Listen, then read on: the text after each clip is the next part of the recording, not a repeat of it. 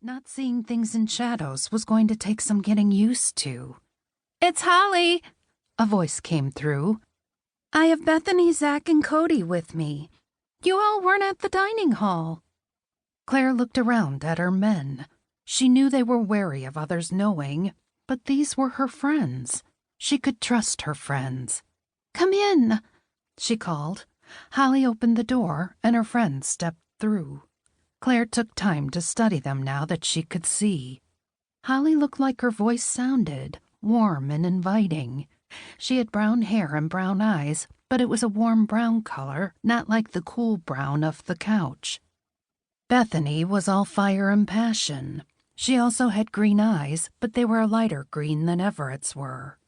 Her golden hair was tinged with red and cascaded wildly around her face. Zach also looked like his voice sounded, solid and steady. He stood a head taller than the girls and was leaner than her men.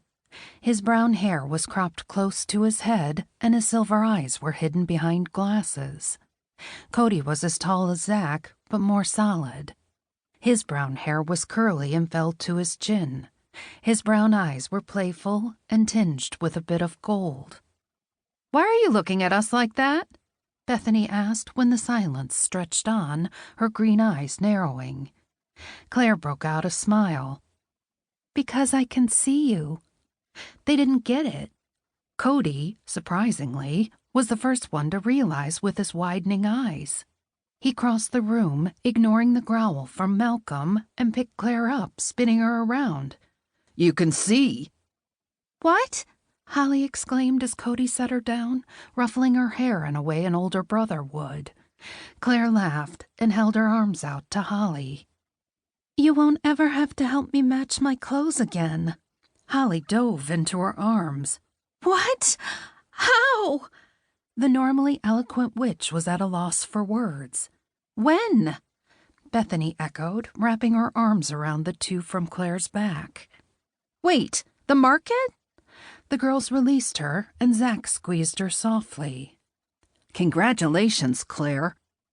Claire beamed at them, their excitement contagious. Not that her Triad wasn't excited, she didn't think. But it was kind of disappointing that for the last hour, all Desmond and Malcolm had been talking about, since they shoved a bag full of coins at the vendor and hustled Claire out of the market, was Claire's safety and the consequences of her actions. "Come sit." Everett stole her out of the middle of her friends. "We'll explain what we know." Claire smiled up at him, getting lost in his green eyes for a few moments while her friends arranged themselves in the living room. Malcolm and Desmond stopped their pacing and discussions and joined Everett and Claire on the couch. Malcolm took Claire's other side as Desmond perched on the arm of the couch next to him. Claire snuggled into Malcolm's warmth, and his continuous growl quieted at her touch. "Holy shit! Is this an elven dagger?" Zach asked, leaning over the low table. "And is that a fey dagger? Wait, that's the one you've been carrying around?" "It is," Claire said. "This is why you've been training more," Bethany said. "Not just because you are their fourth." She lifted accusing eyes toward Claire's Triad, and Claire hurried to jump in. "Yes, Malcolm gave me the fey dagger, and it reacted strongly to my magic. We didn't know what it meant." "You all know that the Fae and Elves retreated decades ago," Desmond said, warning strong in his voice.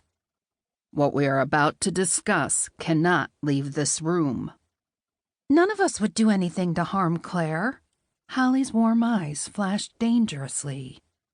"I know," Claire said firmly, "and so does Desmond." She shot Desmond a warning look. She understood his protectiveness, but these were her friends. "So tell us what's going on," Cody said, his normally playful voice serious. Claire explained the bindings on her magic and how when she touched the fey dagger for the first time, the bindings seemed to loosen. She talked about the training with Malcolm and Everett and her newfound energy reading powers as well. Desmond told them about the call to the headmaster's office earlier today and showed them the letter. Her friends